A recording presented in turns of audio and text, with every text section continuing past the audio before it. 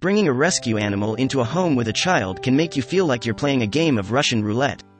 You know that animal likely suffered in some way, whether it was abandoned, abused, or worse, and surely it's harboring some baggage. Add a child to the mix, and you have a recipe for disaster. Things become even more problematic when that child has a disability, which was how Linda Hickey felt when she and her husband adopted an abused pit bull named Xena. Their son Johnny had been diagnosed with autism, and how he reacted towards this new puppy was quite unpredictable. Bringing a rescue dog, especially one that's been abused, into your home can be a scary prospect. You can't help but worry that the dog might instinctively resort to aggressive behavior, and Linda Hickey knew this feeling all too well. Linda and her husband, Grant, lived with their 2 sons and dogs in Johns Creek, Georgia, when they considered bringing a rescue puppy into the family. The puppy had an intriguing story, but Linda worried if a packed house was the ideal place for a once-abused pooch. Complicating matters further, the couple's youngest, Johnny, had been diagnosed with autism before his first birthday. He wasn't reaching his milestones, Linda said. They would have to worry not only about how the puppy would react, but how their son would react, too. I couldn't even order cold cuts at the deli counter, Grant added. I'd roll up to the deli counter and say, "Give me a half pound of this, a half pound of that," and Johnny would just start screaming. Obviously, it was a delicate situation. The parents knew all too well the anxiety that came with introducing anything new, let alone an abused animal, to the family. How could she make an adoption work? Would it just become one more thing that would aggravate Johnny? Still, Linda had fallen in love with the little pit bull, aptly named Xena the warrior puppy. She'd been watching the nightly news when images of the abused pup appeared on the screen. At that time, authorities were on the lookout for those who had hurt the poor dog. The broadcast mentioned a Facebook page for Xena, and Linda headed there right away. I would pray for her at night, and first thing in the morning.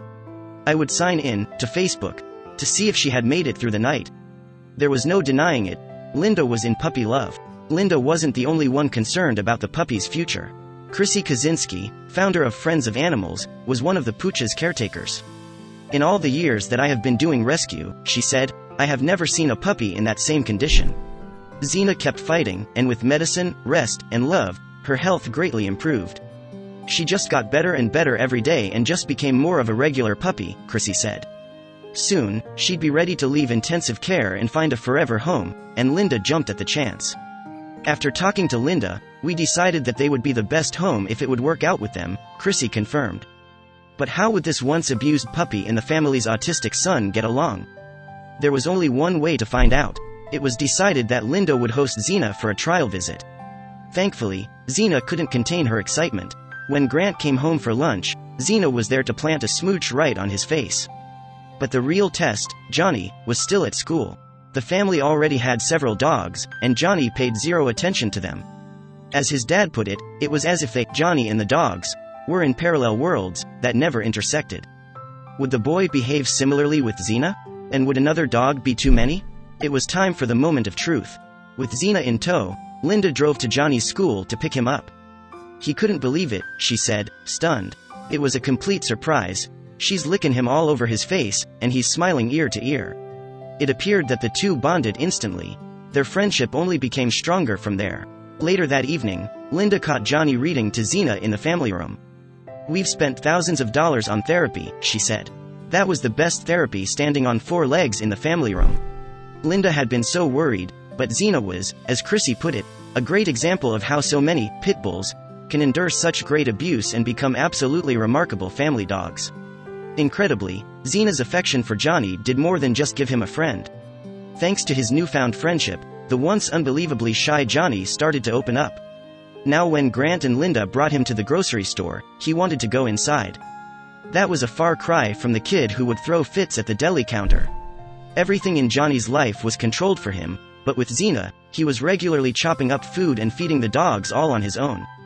As his anxiety decreased, his opportunities to engage in the world around him increased. And it was all thanks to Xena. In fact, Johnny's behavior improved beyond just his willingness to go into the supermarket. Before Xena, he'd only had bad and okay days at school. With his new pet, he started having great days, and he was even named Superstar of the Week. The duo shared their camaraderie with the world in a YouTube video that raised awareness about a canine's effects on autism. In the video, Johnny said, "We make a good team to spread the word," but that might have been an understatement. Zena's effects on Johnny didn't go unnoticed. For all she did, the ASPCA recognized her as their Dog of the Year in 2013. Not only did adopting Zena save the dog, but it saved Johnny, too. Just watch the ASPCA's tribute to Zena to see how much she impacted her new family. If you enjoyed this story, wait for our next story starting in 10 seconds.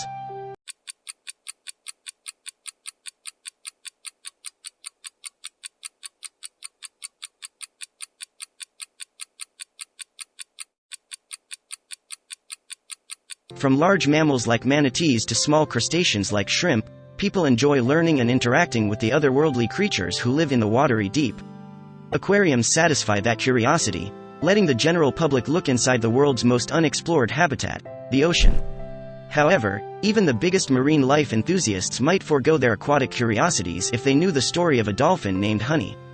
After hardships hit the aquarium she performed at, alarming footage revealed an unfortunate reality she and many other sea mammals were trapped in. It all began in 2005 during the annual dolphin drive in Taiji, Japan. This controversial event is when fishermen trap dolphins in the Killing Cove by banging on boat hulls to create a confusing sound wall.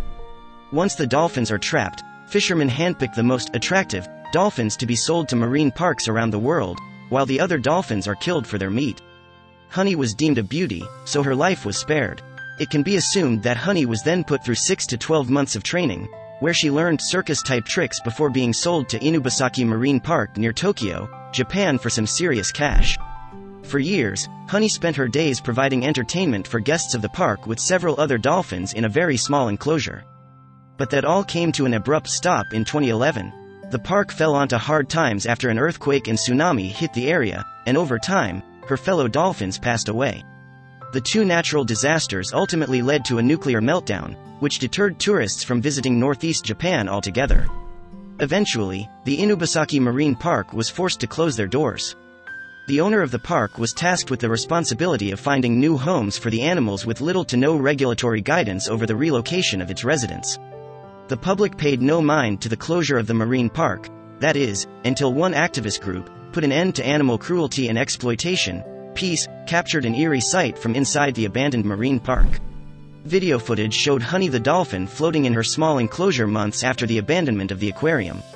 She was showing signs of stress, weakness, and strange behavior not normally seen in dolphins. Honey, who was estimated to be around 20 years old, also didn't have any shade to protect her from the sun. Thus, the small, shallow tank resulted in the development of skin issues. But activists were horrified to see that Honey wasn't alone. Also visible were 46 penguins cramped into a small holding area with an even smaller swimming pool. The only other sign of life at the abandoned marine park was one lone car in the parking lot of the facility. Activists later discovered that hundreds of fish, reptiles, and other small marine animals had also been left behind inside the facility. And the car? Well, it belonged to a trainer who was solely tasked with only feeding the abandoned animals. Activists grew increasingly worried as the quality of food and quantity was unclear. When they tried to reach out to the aquarium owner for comment, they heard nothing. Sachiko Azuma from Peace stated, "I get feelings of danger and doubt from the fact that they are so silent about this." Honey and the other animals' fates were looking grim, and so Azuma and his team knew they needed to do something. Peace captured more video and photos of the animals trapped at the abandoned facility and spread the news online. They hoped to cause enough commotion to alert other organizations, so they could all join forces and get justice for Honey and her fellow friends. The organization was able to get the attention of Rick O'Barry, founder of the Dolphin Project, who released this statement online. "The footage we have reviewed demonstrates the need to take action immediately in order to save Honey from a miserable death. The same is true for all of the abandoned animals at Inubasaki Marine Park Aquarium." From there, word quickly spread to animal welfare organizations. As of 2018, a proposal for Honey's rehabilitation and release to the wild has been drafted. Rick O'Barry's team has also been working hard to put pressure on the marine park to release Honey from their custody. Although Honey remains at the park, under the close watch of multiple animal welfare organizations, Rick stated, "There's definitely a bigger awareness about captive marine mammals in Japan that's just starting to grow."